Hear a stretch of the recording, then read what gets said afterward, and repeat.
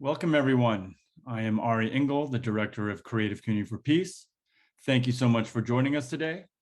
For anyone joining us for the first time, Creative Community for Peace is a nonprofit entertainment industry organization comprised of prominent members of the entertainment community who have come together to promote the arts as a bridge to peace, to counter anti-Semitism within the entertainment industry, and to galvanize support against the cultural boycott of Israel.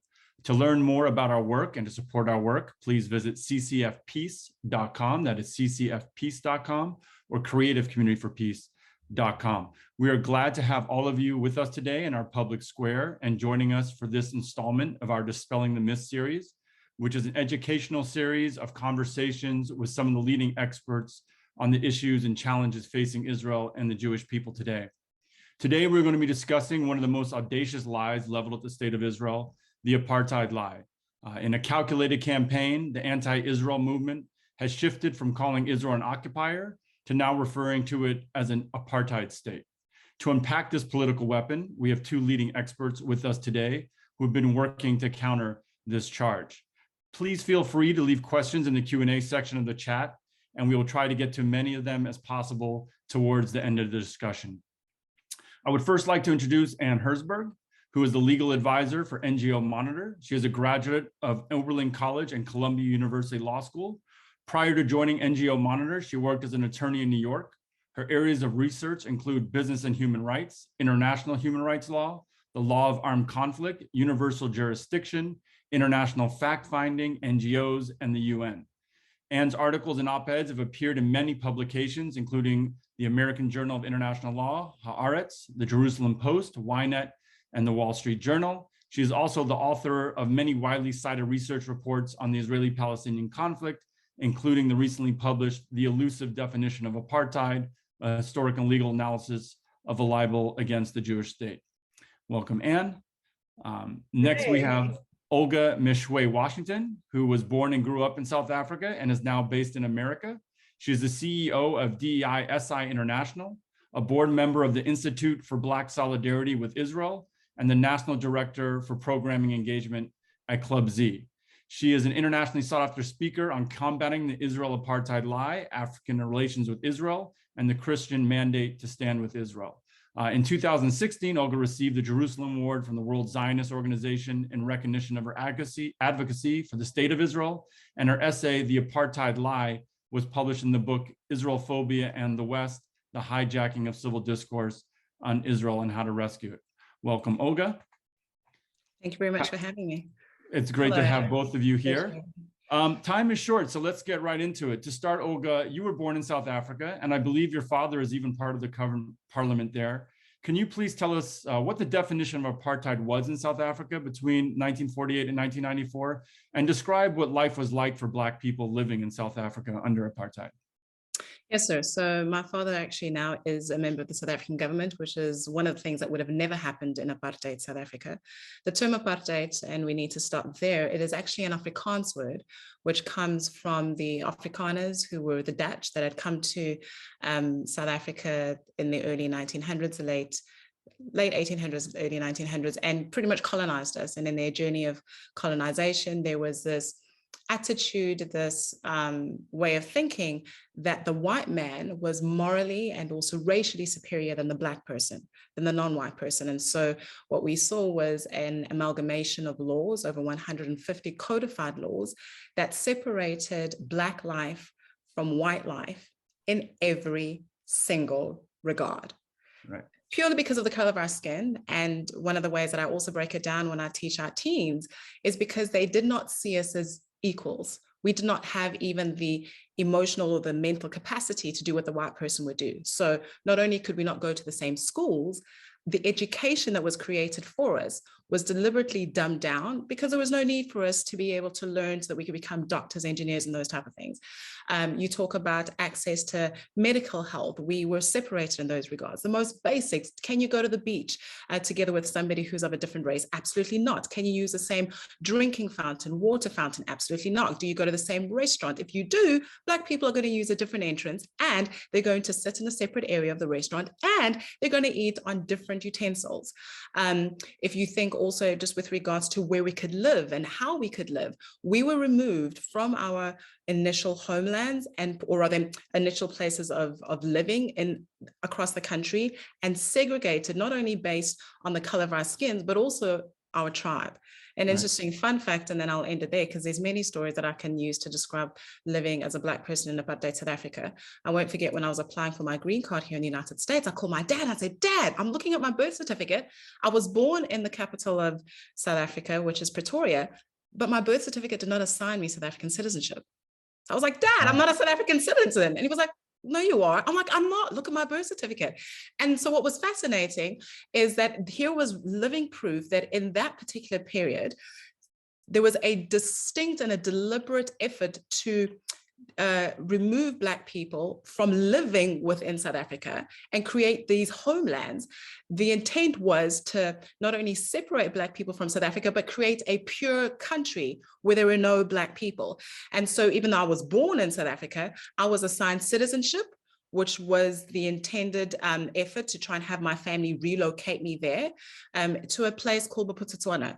So Black life was separate from white life in every regard. You couldn't vote. You didn't have a say over who governed you. You didn't have a say over where and how you could work. That was apartheid. Right. So complete separate and apartness, I guess, was where the word comes from. So, Anne, during this South African apartheid era, just to discuss some of the historical roots behind the apartheid charge and how it was leveled at Israel at this time, it comes from some of the Soviet era and the Arab bloc and the UN. And there was this intentional link to link South Africa and apartheid to Israel. Can you talk a little bit about those initial historical roots? Yeah, sure. So I'm really happy to be here. Basically, the apartheid slander of Israel began as a political move by the Arab states, probably in the late 50s, early 60s. And really what they did is they were very smart. They capitalized on, in UN frameworks, there were a few isms that were really like the worst scourges going on at the time. So you had colonialism, racism, Nazism, anti-Semitism. So what they recognized was they decided to put Zionism in alongside these scourges. And now also at the same time, so the apartheid practices of the apartheid state started earlier, but as Olga was mentioning, in 1948 is when the regime became official. And so around that time, the Arab states started to accuse Israel, and particularly Zionism, the right to the Jewish people to self-determination, as being one of these isms alongside racism and Nazism and anti-Semitism. Right. Then when, during the politics of the Cold War, Israel originally was not seen as hostile to the Soviet Union, and the Soviet Union thought it could maybe bring Israel into its orbit. But around the late 50s with Pan-Arabism, and then the Arab states started to get closer to the Soviet Union, and then also along with the decolonization movement of the 50s and 60s, a lot of those countries were captured by the Soviet bloc. And so the Soviets, for propaganda purposes, really to get after the United States, started to really spread this Zionism is apartheid, Zionism is racism. Right. The apartheid claim is just a more extreme form of Zionism is racism. And so that's really where we started to see it, really get out of the way. Yeah. Right. I mean, exactly. One of the worst things any country could be is an apartheid state. So if Zionism is racism, they take it a step further. And Olga, I want to talk about the 2001 Durban conference, and Anne, you can jump in here too. Because this was not only when the BDS movement was really launched, but the UN-sponsored conference was used as a label to label Israel as an apartheid state in South Africa, which I think is very intentional. Can you explain, Olga, a little bit what happened in Durban? And once again, Anne, maybe you can add anything as well. So 2001, the United Nations hosts in South Africa a conference that is supposed to be talking about how to combat racism and xenophobia and all of these very, very real issues that exist across the world. And so bringing together NGOs, there was also a youth forum that happened, and then obviously the main body of heads of states representing their countries within the United Nations. But then what happens is not only do you have, and more specifically with regards to the NGOs that were present, a fest of, Jewish hate. There were protests outside on the streets, which were orchestrated, deliberately orchestrated, where you had very anti-Semitic tropes that were being said. One of the declarations that was passed in Durban, first of all, in relation to the NGO forum, that's where the term, in terms of its actual formality, came, that Israel is a racist apartheid state. Right. That was not just racist and apartheid, but it was also committing a genocide. And then within the formal UN forum, even though racist apartheid wasn't used, only Israel was singled out as being this racist entity against which there needed to be action that was done. So it pretty much, in my opinion, some people talk about it being hijacked. I would be very curious to hear what Anne says, but I think, especially if you look at some of the meetings that happened in the run-up to that particular conference, there was a deliberate strategy to actually make this about calling Israel an apartheid state. And why in South Africa? Well, South Africa is the birthplace of apartheid. South Africa is the only place in the world where this happened. And so having that particular narrative really come to the fore at the birthplace of apartheid gives it, or gave it at least, this moral legitimacy. Right. And so almost like a stamp of approval that this is truth. Right. Yeah, I just want to add, yes, at the prep comms for the conference, one of them was in Tehran, where Jews and Israelis were actually barred from participating. And at that PrepCom, that's where all of these documents came about, where they basically called Israel an apartheid state. And then at the last, so this was in the declaration all the way up to the beginning of the conference, began in September 2001. And so the EU got, at the last minute, the language removed from the main conference document. However, it migrated into this NGO document. But also what was notable about the NGO document is this was the beginning of the BDS movement. So what they said is, we need to start a campaign against Israel like that we used to destroy apartheid in South Africa. And so they called for the complete and total isolation and boycott of Israel, culturally, militarily, economically, politically, diplomatically. And so this was where it began. So that's a really important thing that people should know about. Right.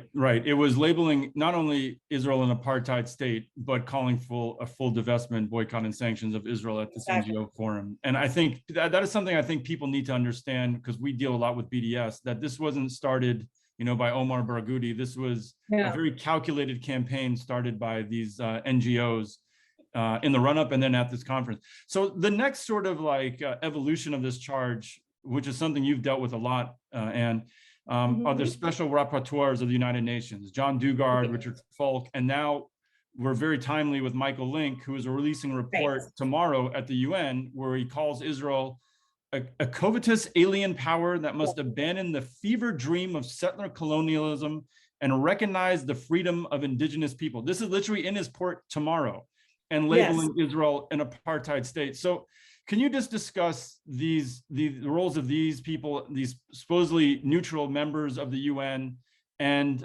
also just touch also on how they've sort of worked at changing the language of Israel from emphasis on occupation to using the word apartheid instead?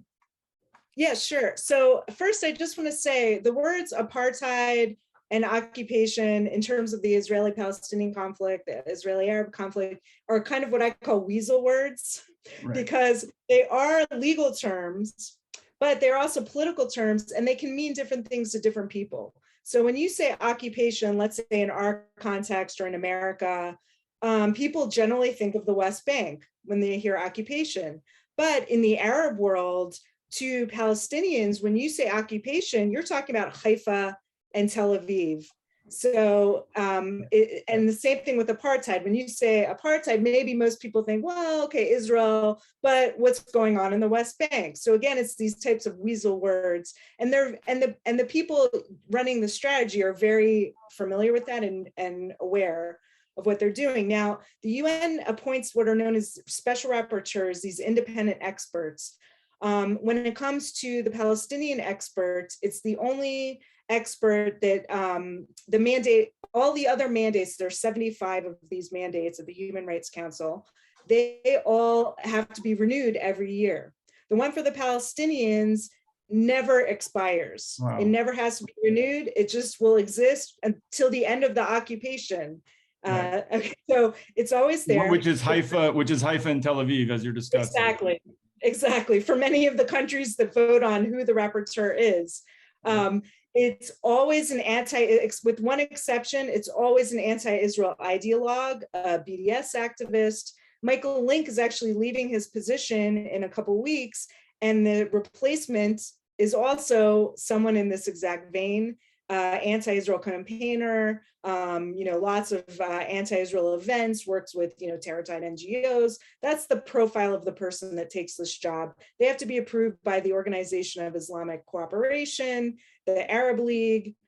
So this is not a neutral person. Right. So the first rapporteur was this man, John Dugard, who is a South African academic, but really took it upon himself to start going after Israel back in the 80s. And he was the first person that kind of used legal language to try to shift the legal debate towards Israel in 2007. And since then, all of his successors have done the same thing, all of them in their last report as rapporteur. So, when they claim this is a new thing, growing consensus, right. It's all the same people. When you look at all the people making this charge, it's the same 20, 30 people all along. They, since Durban, and they're saying the same thing. There's no new, this is just a narrative they're trying to sell, but it's the same people, the same language. It's just based on, I think because our political environment has become so partisan, unfortunately, in the past few years, it's maybe gotten more media attention than it has in the past. And this is all under the Human Rights Council, right? Yes. Yes. Which is, I'm actually speaking tomorrow at the debate when Link is presenting his report. So I'll hopefully be able to get a few singers in, but yeah, we're all rooting for you. So this sort of brings us to these current charges of apartheid. In 2020, the Israeli group Yesh Din began using the term. We had Human Rights Watch label an apartheid state 2021. Beit Tselem, another Israeli group, adopted it last year, and then this year we had Amnesty. So Olga, and maybe Anne, what was this charge, and is it a coordinated campaign between them? Are all of these organizations just randomly all of a sudden now deeming Israel to be apartheid state, or do you think that this is some sort of more coordinated campaign? And maybe more able to speak to the nuance and the legal aspects of it, but on a very superficial reading, when first of all you look at the timing of it, and then secondly you look at how each of the reports, and I'm now more specifically referring to the Human Rights Watch report that was released last year, and then the Amnesty report that was released earlier this year. It's almost like how they build on each other, if I can say, in the most respectful way, but most sarcastic way as well, in their absolute fallacious statements. I mean, one of the reasons why I was excited to participate on this platform today was the legal aspects of it and getting my brain, thinking in legal terms. And you read this document, and it's fascinating with regards to the legal gymnastics that they use, the deliberate misinterpretation, misapplication of international law and its principles. One of the things that for me is fascinating about, like I say, these last two reports is how they create intent, right? They put intent on Israel with regards to the fact that Israel is a Jewish state. And because Israel is a Jewish state, and despite the fact that there's so many diverse types of people, not only living within it, but doing very well within it in all areas of life, because it's a Jewish state, it must mean that it has the intent to dominate over other groups. And so because of that, it has to be an apartheid state. I mean, it's ridiculous. Right. And I guess so, Anne, from a legal perspective, where do these NGOs get their definition and this claim of apartheid under international law? I don't want to get too in the weeds on the legal side, but I think it's important, briefly, what is, their International Convention on Elimination of All Forms of Discrimination, where are they pulling this definition from, and where do they are seeking the legitimacy under international law for their claims? Yeah, sure. So what's very surprising, and when I started doing my research, I have a co-author and we've issued 2 reports on this, and I can put the links in the chat for people. We just released a report a few days ago about it, our second report. So even though, as we all know, and certainly as Olga knows, apartheid was one of the worst human rights crimes of the 20th century, but surprisingly, there was not a legal definition of it. So it's mentioned in several treaties, but like one of the treaties, the Convention on the Elimination of Racial Discrimination, says apartheid is prohibited, but they give no definition of what that means.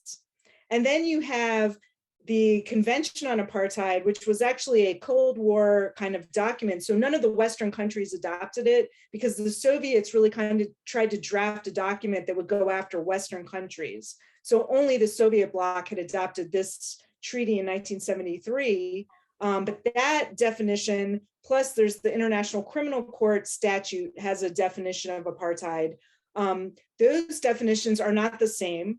And they use words like domination, oppression, inhumane acts. And when you look at the words domination and oppression, those are also not defined. So what does that mean?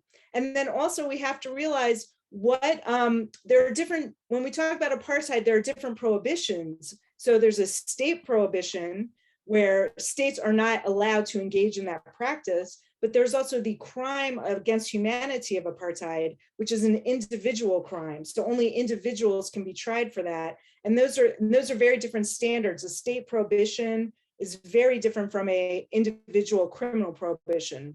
So again, floating around in all these instruments, you have maybe about four definitions. So what these NGOs have done is they've kind of picked and mashed them all together. Right.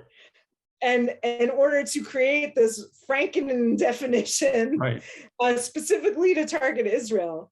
Right. So, and it really so it's like sort of taking the Rome Statute, the Geneva Conventions, and sort of just picking and choosing something that they can just fit onto Israel. And then also mixing up the state prohibition rules versus the individual criminal rules, which are very different. And the standards are completely different, like for criminal law versus human rights law. So are Amnesty and Human Rights Watch, are they even using the same definition themselves, or are these organizations? Yes. Yeah, pretty much. Like basically what happened was in 2009, there was a group of activists who John Dugard kind of spearheaded this.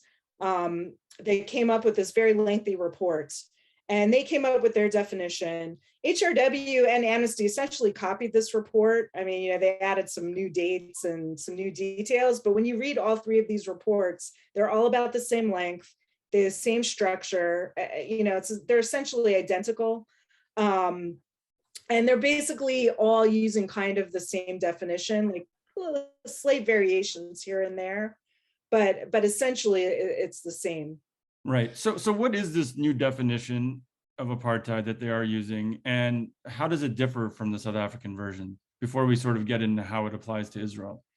Well, I would say there's a couple things they're doing that's very sneaky. So first is when you look at the only case of apartheid we know about is that of South Africa. Right. Okay. And so there is an issue in international law. When you're talking about apartheid, then you need to look at what happened in South Africa, the types of things that Olga was talking about. So, but what Amnesty and HRW are trying to do is decouple South Africa from apartheid. So like, no, we don't need to look at what happened in South Africa. That doesn't matter. This is a totally, this is a completely separate issue. We don't have, they have to be kind of like what happened in South Africa, but they basically just make up whatever they want. The other thing that they're doing is they are, again, what was the biggest aspect of apartheid South Africa? Race, discrimination between races. That is not what is going on in our conflict, but they are trying to impose that on our conflict. So that's another huge difference. And then the third big difference I will say is that the HRW and Amnesty are using the word domination. They're making that synonymous with the word control. So anytime you have a more powerful actor, that is synonymous with apartheid. So it could even be America and Mexico. America's a more powerful actor. So why are they doing this? Because occupation, so they, in their paradigm, there's an occupation going on. Occupation is not illegal under international law. And that is their problem. because it is not illegal, they now need to come up with a new term to try to make it illegal. And that's what they're doing. So that's why they want to make it like control, because when you're in a situation of occupation, you have a situation of control. Right. And so right. When talking about law of armed conflict, occupation is actually, it's a legal thing. There's certain things that occupying power has to do and cannot do, but it's actually a legal structure, and apartheid is an illegal structure, right? And they're almost sort of trying to conflate the two together because occupation is legal and Israel's been trying to get its way out of it for a very long time. So let's not use that because I guess that is legal. Let's just say they're apartheid now, right? Right. And also when you were asking about the coordination, in 2013, there was a very interesting conference that took place at Birzeit University in the West Bank with John Dugard, Richard Falk, a bunch of NGOs, and the Palestinian Authority officials. And what was the conference about? Switching from an occupation paradigm in our messaging to apartheid. There was a big fight about it. And they decided, because apartheid is much more powerful and has much more resonance. Visceral reaction to the word apartheid. Exactly. We really need to switch how we're talking about this conflict. Right. And that's what happened. And that's where we are today.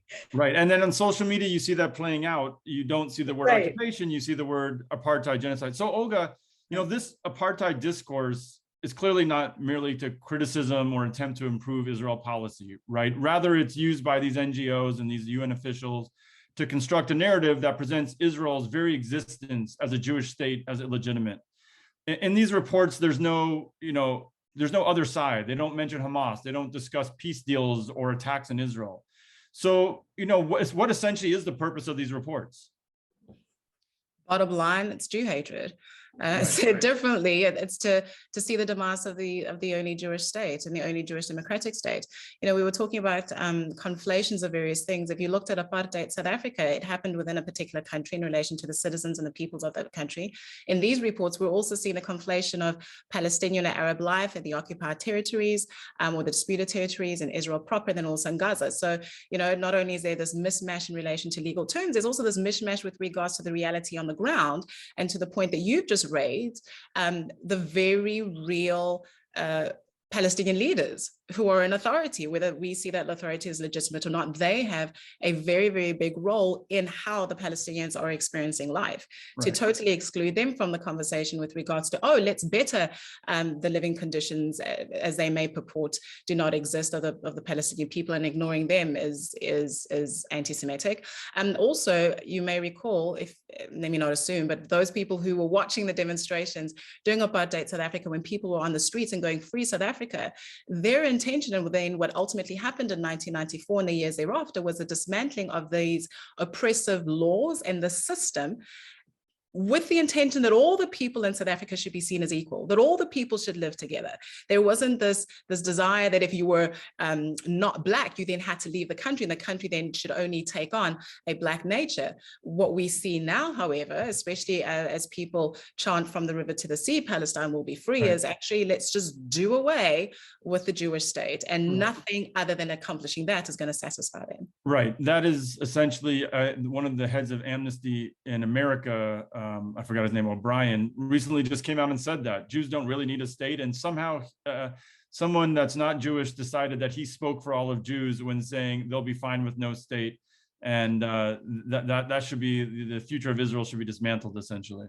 Well, or at least he was being transparent. Right. He was being truthful, because that's what we are. So he came out and said, I applaud him, and be like, thank you for telling us what you really are about. Absolutely. We had a Not Wolf on the other day, and she talked about West-splaining, where for some reason, people in the West do not take these anti-Israel activists, these people that, promulgate Jew hatred at their word. They sort of trying to explain away what they really meant. And he was very open and blunt. So just to get into some more details of what's really going on, let's go through the main 4 areas where Palestinians live in the land between the river and the sea. So Olga, in the West Bank, there's areas A, B, and C. Can you discuss these areas and if the charge of apartheid could apply to any of these areas?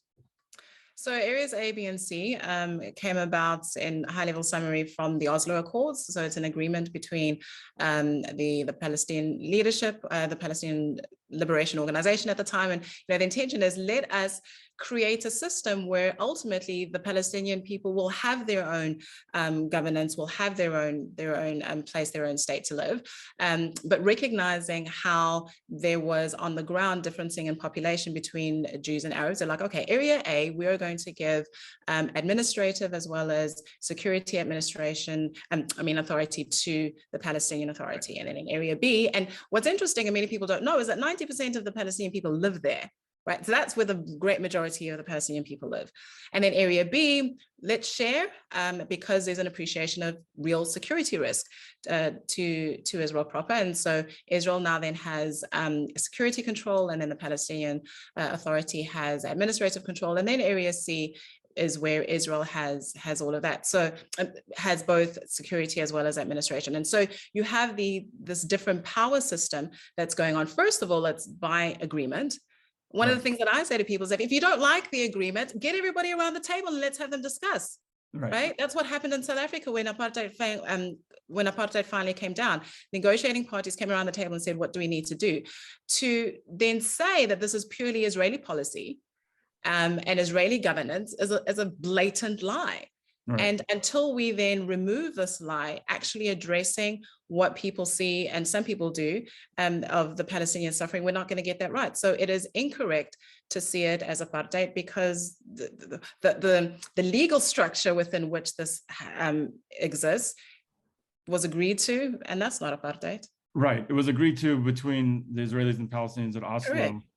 For all areas of control. So you have joint control in B, Palestinian control in A, and in C, I think as me and Anne were just talking a moment ago, you have the rules of armed conflict essentially applying there where, where occupation is a legal term and there's certain things that go along with that and shouldn't be conflated with the term apartheid, which is a totally different term. So, Anne, in Israel proper, the anti-Israel activists and these groups like to point and claim that there's over 65 laws that discriminate against the Arab population. I think they like to do that almost because, make it seem like it's South Africa once again. And this has been the case since 1948. In their view, the epitome of this is the nation state law and the law of return. So what do you say in response to this and the claims that apartheid exists in Israel proper? So I'll just say on that list of the 65 laws, we actually we debunked that list a few years ago. I forget the exact percentage. It was a very high percentage are actually not even laws. Right. They were proposals that were never adopted. So many, if not most, are not even laws. Secondly, another vast chunk of those laws were things like promoting Jewish culture, or the fact that Hebrew is an official language, like they were calling those types of things discriminatory laws. So when you dig down into it, it's pretty absurd. But yeah, the thing that they're trying to do in Israel, these NGOs, is they're really trying to attack the fundamentals of a Jewish state and what makes Israel a Jewish state. And what they're forgetting is the international community. This is the solution the international community came up with from the very beginning of the conflict. The Peel Commission, the UNSCOP before in 1947, the partition plan at the UN. This has been the internationally endorsed solution to the conflict from the very outset, to have a Jewish state. But these NGOs are trying to reverse history. And so they focus on things like the law of return, and they fabricate things about it. So they claim, that Jews and non-Jews are having different citizenships, which is completely false. There are different paths to get citizenship, but once you have that citizenship, you are not treated any differently. You are subject to the same laws and the same benefits, regardless of your ethnicity. And many countries have this type of thing where the diaspora of their countries, Ireland, Germany, Spain, Portugal, Finland, Slovakia, Hungary, you can go on and on and on, give preferential paths for diaspora members to maintain their connection with those countries and to give them a different track in order to obtain citizenship. So this is not anything that is unusual in the world. The fact that Israel calls itself a Jewish state, it's because it's a majority Jewish state. That's what it is. It's a descriptor of what the state is, just as there are 56 Islamic countries. There are, I believe, around 60 Arab countries. They call themselves the Arab state. the Islamic Republic of Iran, the, Right. all of these. Or now throughout Europe, there's nation states. Exactly. Christian, You- right. You right. have an official religion, they're Christian states, they have the cross on their flags. Right. This is not a problem for any, these NGOs have no problem with any of these other countries, but there's one country in the world where it's suddenly a problem that the majority of the people in that country are Jewish and want to recognize the fact that it's a Jewish country, so right. that's really what it's almost used as to like play up on the fact that people in America don't really understand the European dynamic of nation states. And I guess, exactly. I don't know, maybe people in America aren't traveled enough to understand that most of the world is built up of nation states. And it's not an unusual thing, especially in Europe. And there's also polls that have shown that Israeli Arabs, I think around 77%, said that they like living in Israel. And I believe under the Trump plan, where there was actually some idea where a couple villages near the border of the West Bank would perhaps be part of the new Palestinian state. And the Arab Israelis said, absolutely not. We are not going to live as part of some new Palestinian state. We like living in Israel. And not to mention, there's members of parliament, members of the governing coalition. We have Supreme Court justices that are from the Arab community, in all sectors of life. The head of the biggest bank, Bank Leumi, is an Arab citizen. So it's a pretty, big stretch. I don't know if you want to add anything else, Olga. No, I fully agree with everything that Anne said. It's ridiculous. But let me say this, though, actually, now that I think about it, I wouldn't just put it to America in terms of people not fully understanding the concept of nation states.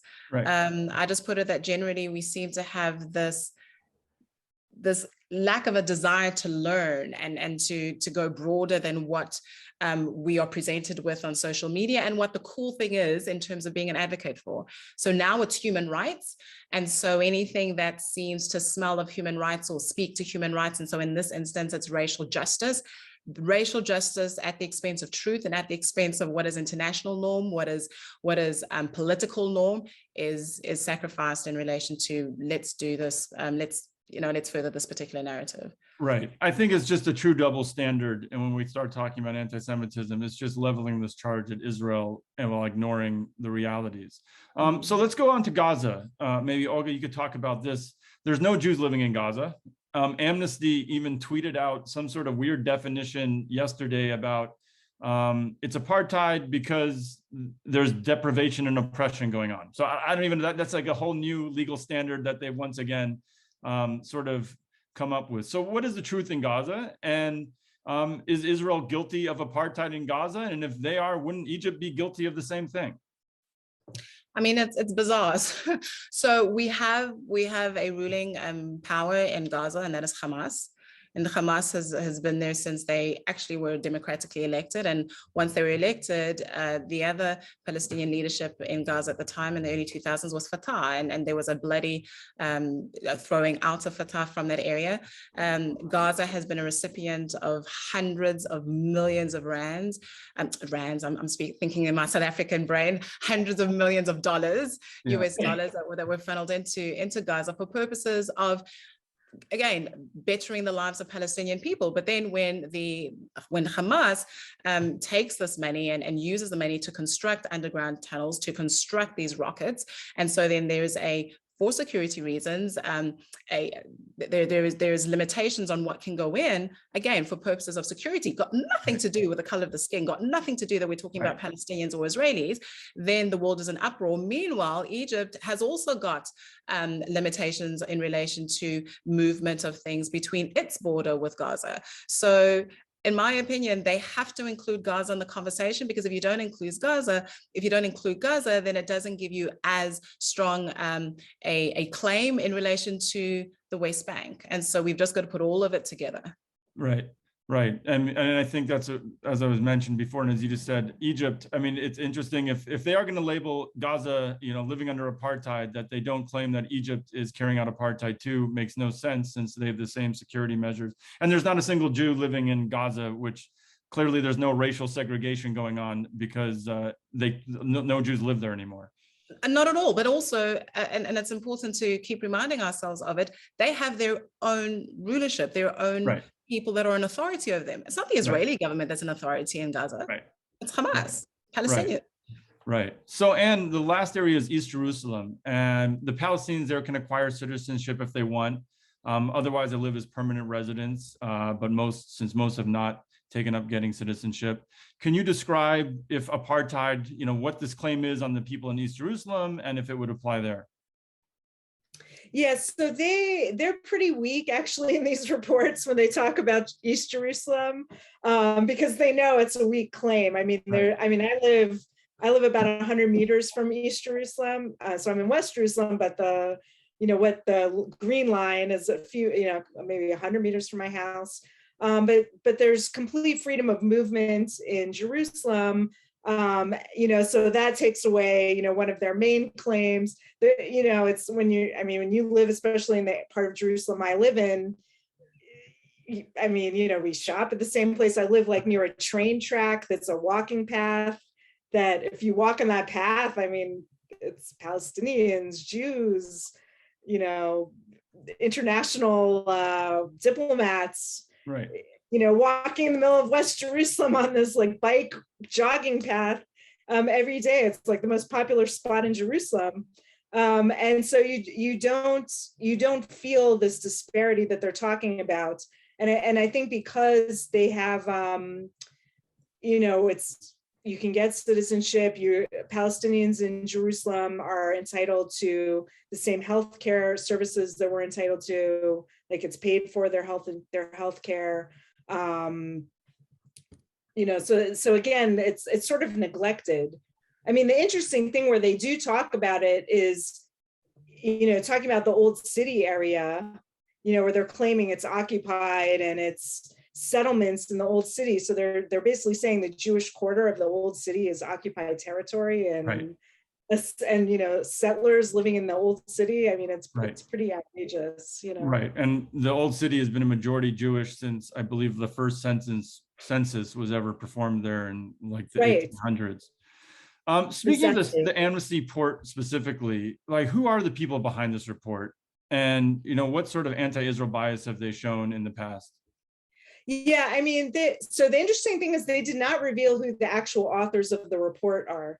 They had a couple senior officials come here, and which was hilarious because they said, Israel is repressing dissent of anyone criticizing apartheid. Meanwhile, the senior leaders of Amnesty International were allowed to hold their press conference in an East Jerusalem hotel and accuse Israel of being apartheid.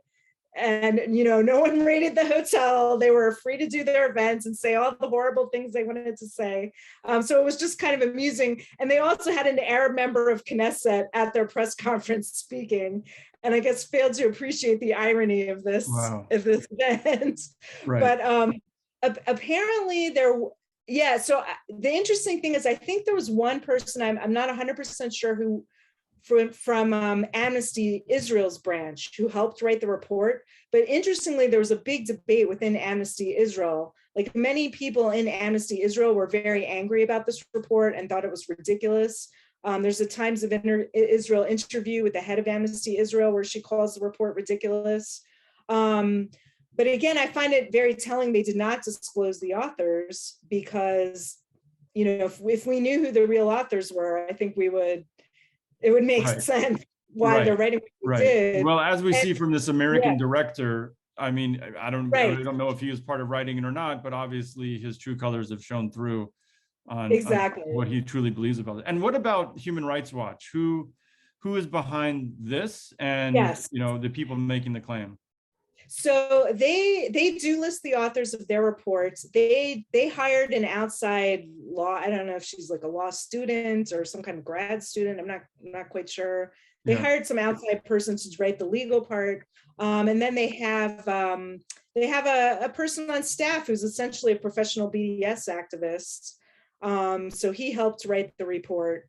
It's interesting when you hear the legal people talk about it versus him, they're not coordinated because oftentimes they like contradict each other on what they're talking about. Yeah, because he's much more extreme than they are, so they didn't get their messaging together. But yeah, so he actually used to he was based here for a couple of years, and his work visa was not renewed because he was going around. He tried to get Israel kicked out of FIFA. He was responsible for the Airbnb debacle, and he was just going around trying to do all these all these BDS actions and attacks on the Israeli economy. So even though they had let him stay here for like 3 years or something, and also while he was challenging his visa non-renewal, then he left the country. So I think he's in Jordan now.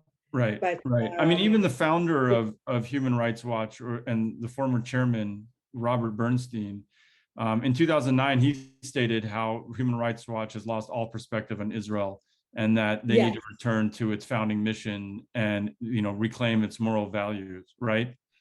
Yeah, I mean, so the crazy thing about both of these groups, so Amnesty, for instance, in 2015, they were adopting their agenda for the year. They had 16 resolutions of things they were going to work on. One of those resolutions was in combating anti-Semitism in Britain. Out of the 16 resolutions, that is the only resolution that did not get passed, was the one combating anti-Semitism. Right. So that gives you, and a few years prior to that, they fired the head of their gender unit because she spoke out about their partnerships with Taliban supporters. Wow. So she was fired. And then Human Rights Watch, this is an amazing story. The guy who was in charge of writing the reports on Israel for about 3 or 4 years in the late 2000s, like 2006 to 2009, was a closet Nazi fetishist. He had written a 450-page book on Nazi medals and had posted almost 8,000 times on Nazi memorabilia sites. And this was the guy they had writing the reports on Israel. So it seems hard to believe, but right. This was in the New York Times. Right. People can look this up. I'm not making it up, Right. So again, this just kind of shows you the institutional culture that right. is. I mean, it's incredible that these institutions that have done such good in the past have just been turned into these sort of hate organizations under new leadership. And that brings my next question, Olga. Like we've been talking about, everyone understands apartheid as pure evil. So essentially it was taking a word that equated to evil and just trying to make it stick on Israel, essentially calling Israel a Nazi country. I mean, essentially that's what they're doing. I mean, that would violate IRA, that would, works to demonize, delegitimize, and apply a double standard to Israel we've been discussing. So it would violate the 3D test. So is this charge anti-Semitic? Yes, a resounding yes. Right. That simple. Right.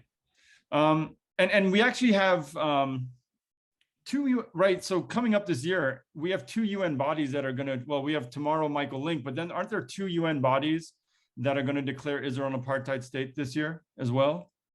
Yeah, most likely. So in June, there's something called a Commission of Inquiry on the fighting last May.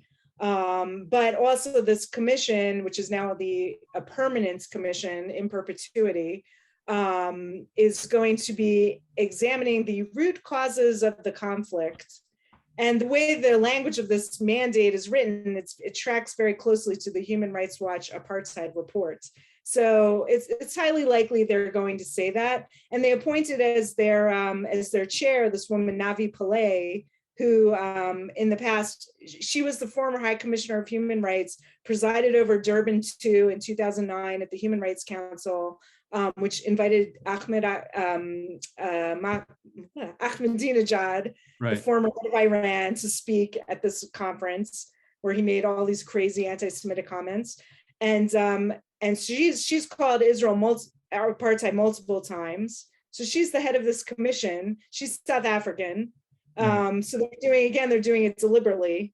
Right. That's why they appointed her. And then the other one is the Committee on the Elimination of Racial Discrimination. The Palestinians filed a complaint against Israel.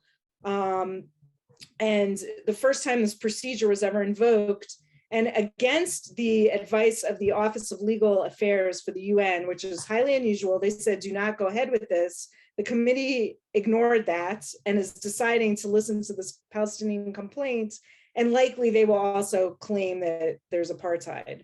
Right. So it's just an ongoing rolling out campaign from NGOs, from organizations in the UN to continuously. And they all year, cite each other. you Right. know? Right. Yeah. And Olga, you work with Club Z that works to educate young people. Right now, we're in the middle of Israel Apartheid Week happening on college campuses. Can you talk a little bit about that, just since it's literally, I believe, going on right now, and what that is?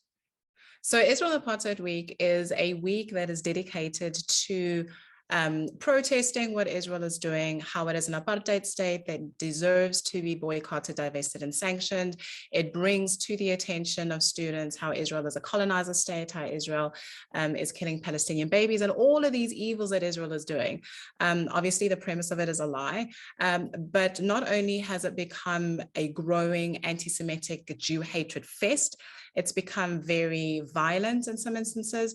Academic institutions are supposed to be places of discourse, supposed to be places of an exchange of ideas, supposed to be a place of understanding or trying to understand complexities of things. But we have this very aggressive binary week of events where very vocal Jew haters come. There's no opportunity oftentimes that is given to pro-Israel candidates during that week to also have a say. And so unfortunately for many, and one can understand it, Jewish students, it's a very traumatizing week.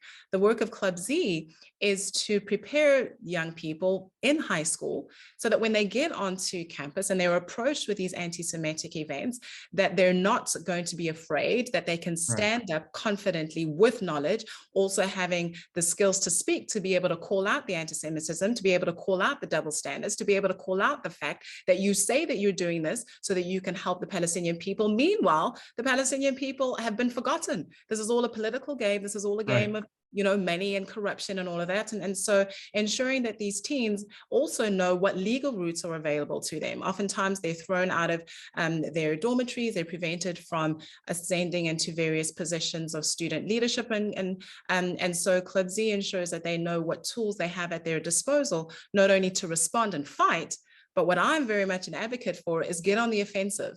You know, it's about time that we start showing and so discrediting these organizations such as human rights, such as Amnesty International. In fact, this year, students supporting Israel on campus has started a Palestinian Apartheid Week, which I think is brilliant, showcasing that actually the problem does not rest with regards to what Israel is supposedly doing in relation to the Palestinian people. It's what Hamas and the double standards that are being applied, even with regards to Jews and Jews wanting to integrate and to live with their Arab counterparts. So going on the offensive and discrediting not only the messaging, but the messengers is important. And that makes a great point. You have in Lebanon, Palestinians living there that are not allowed to work in 70+ professions. I mean, if that's not apartheid, I don't know what is. That's discriminating for Palestinians that have been born there, living there their whole lives, second, third, fourth generations. The West Bank and Gaza, for some reason, has to be Judenrein. There cannot be a Jew living there in any form, you know, if there is a Palestinian state eventually. And also, sorry to interrupt you, if we know our history, the quote unquote occupation of the West Bank only became an issue after 1967. Meanwhile, prior to 1967, Jordan was there. Jordan had illegally occupied that area and it wasn't an issue. You know, in the West Bank, Mahmoud Abbas is serving what, his 18th year of a 4-year term? Where's the Palestinian people's right to vote? So there's a lot of things that are going on in relation to real challenges of the Palestinian people, and we need to start going on the offense about that. Right, and I think that's this, going to the audience questions, that was one of the ones we've seen a couple times in here, and how do people push back against this outrageous claim? I think you did a good job of describing what people should do. I don't know if there's anything else you want to add to that, and then Anne, maybe even talk about on like a political level, a country level, you know, government level, is there anything that, you know, people can do to push back against this stuff, or, you know, force governments to do to push back on this? Yeah, I mean, I think what's been really good in the amnesty when the amnesty report came out is that so many leaders of countries came out and said, this is a ridiculous report. So I think it's really important when these things happen to contact your Congress people, your local leaders, to really speak out against it, because it does make a difference. Also, when Paul O'Brien, the head of Amnesty US, made those outrageous comments 2 weeks ago, you know, you had every Jewish member of Congress coming out with a letter denouncing him. And it's really important to show that type of support, because, you know, tomorrow at the Human Rights Council and on Friday when it's the Agenda Item 7 debate, we're going to be hearing from all the dictators of the world who are going to join in with the NGOs to make all these horrible smears.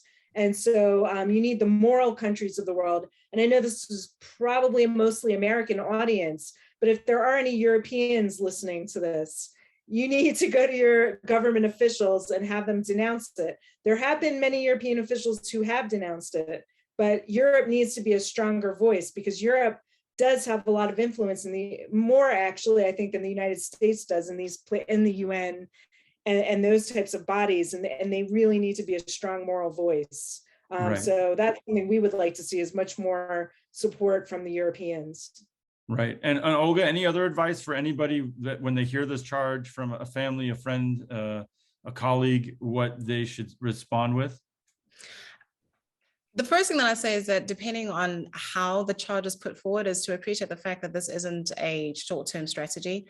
The other side has been in this game for a very long time, but appreciating the fact that social media is instantaneous and oftentimes dinner meals don't go on for hours, is first of all establishing what they mean by what they're saying.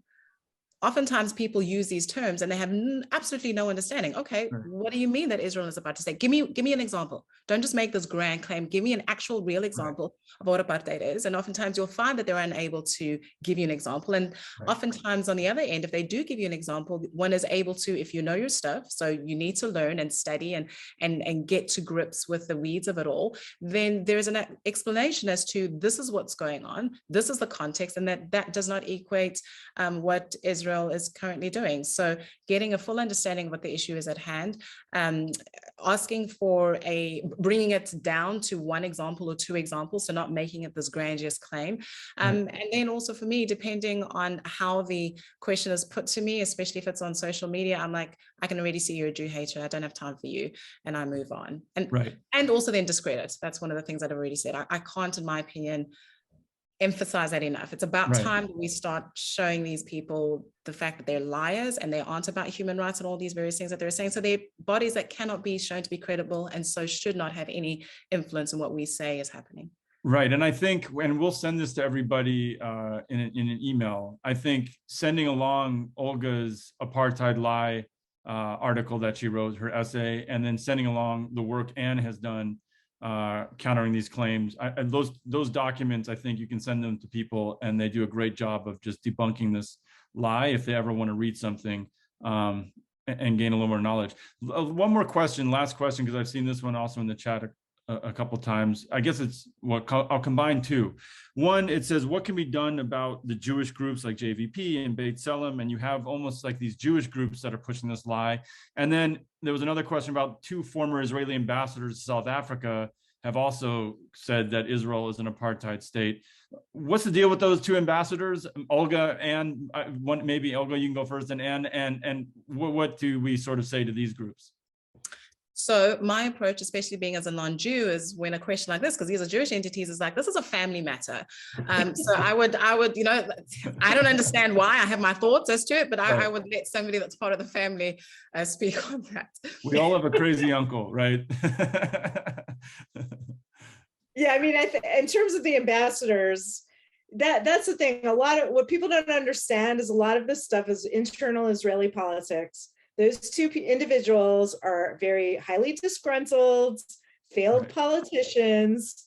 The world has not gone their way, and they are taking it out on their country, unfortunately, which is sad. But you know that unfortunately, there is a sector of people in Israel that in 2000, when Arafat rejected at Camp David, the plan that Barak had offered for a Palestinian state, when Arafat rejected that, basically it decimated the Israeli left. And there's a sector of the Israeli left who, rather than, unfortunately, coming to grips with the fact that the Palestinians were not really acting as partners for peace, and you know, it probably wasn't going to happen now, and the near utopia was not on the horizon, unfortunately. They basically went a different direction and put all the blame on Israel for the breakdown of the peace talks, and want to punish the Israeli public for not adopting their policies and their failed plans, which, you know, and that's what who these people are. And, you know, and it's sad. I feel bad that that's where they're living, you know, or that's the world they're living in, you know, so upset and disgruntled. And B'Tselem, a few years ago, there was a change in leadership. I think groups like B'Tselem in Israel are extremely important. You have to have human rights groups in every society holding the governments accountable. Unfortunately, B'Tselem had a change in leadership a few years ago. They were always extreme critics, and I have many, many beefs with them. I found a lot of their reporting not credible. They're political actors. Their political goal was to end the occupation. They don't tell you what that means. Does end the occupation mean binational state? Does it mean the West Bank? They never tell you. But they had this change of leadership, and the current leader of B'Tselem has explicitly stated he no longer cares about the Israeli public. He wants the international community to punish the Israelis. He has completely rejected us. He's not interested in what we have to say. He's completely outward looking now. And he just thinks that we deserve to be punished for the absence of peace, you know, and install in Israel rather than the Palestinians having any role in this failure. So that, you know. And I would say that the head of B'Tselem in America is one of the founders of If Not Now. So, I mean, it's they have BDS leaders that are literally leading B'Tselem, so it's not surprising. And, you know, there's also, I think everybody should, this whole Dispelling the Myths series we're putting on should really listen to each episode, because I think this even goes to these Jewish groups and these Jewish organizations. What Ben Freeman was talking about with internalized anti-Semitism was like, what more can the Jewish people do? What more can we give? Can we give away our state? Can we give... And it's giving away everything. And that's sort of like this internalized anti-Semitism where it's the Jews' fault, the Jews' fault, the Jews' fault. And unfortunately, as we've learned through history, you can never give enough. And that is never the answer. So anyhow, we're at the time. So thank you everyone for joining us today. This was an amazingly insightful conversation. Next week, we are joined by Hillel Neuer, who is the executive director of UN Watch, a human rights NGO in Geneva. Hillel is the leading Jewish advocate speaking out against the anti-Israel and anti-Jewish bias in the UN, along with people like Anne. So make sure to sign up for that conversation and all our discussions at ccfpeace.com, where you can also donate, where you can also support our work. Before we go, Anne and Olga, where can people find you and your work on social media? We'll start with you, Olga. Several places, because I wear several hats. I have a website, olgamw.com, olgamw.com. On social media, it's Olga Meshoe Washington. I am on Instagram as well as Facebook. I do not want to be on Twitter. I think that's just smart move. It's a minefield. It's a minefield. And then with regards to Club Z, Club Z's website is www.clubz.org. Great. And Anne? So on Twitter, I'm Anne Herzberg 14, and our website is www.ngo/monitor.org, and you can find all of our writings there. Also, if you Google my name, you know, a lot of the stuff I've written. You will find Anne battling all those people Olga does not want to battle on Twitter daily, and she's a must follow on there because she speaks truth to all these people. Anyhow, we hope to see everyone at our future events. Please stay safe. Once again, ccfpeace.com if you want to donate. Thank you, Anne and Olga. Take care, both of you. Thank you so much. Bye-bye. Bye.